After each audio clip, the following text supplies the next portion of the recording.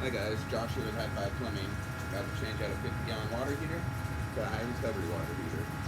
Benefits of having a high recovery water heater: heats up faster, don't have to wait for your water longer. So here we go. Start off by removing the vent.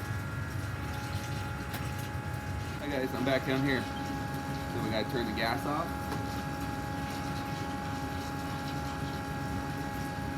Then we'll disconnect the gas line from the water heater.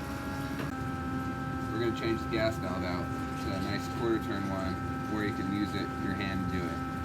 Unlike the old ones, those you have to have a tool to go, which aren't up to code anymore. So we're going to get rid of that and go from there. Now if you're doing a water heater without a pump, it makes it really hard, but look how easy it just drains the water heater right in the floor drain. Nice and easy. Pumps are the best. Now we're going to cut our water lines, remove those. Always want to get rid of the old gate valves. Gate valves have their own going back. So a stem will break off in there. A lot of times the water doesn't even shut off. So here's the thing about water heaters. When you replace them, you never know what's back there.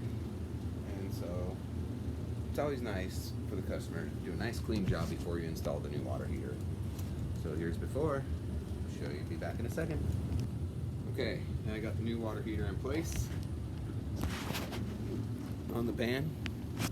We're going to run the line back behind, around, around, around to the floor drain, so it's not a trip hazard. Next on the list, then supply 2 new supply lines. Mount those on the intake and outs. Then we'll reconnect the vent. Okay guys, that wraps up our water heater for today.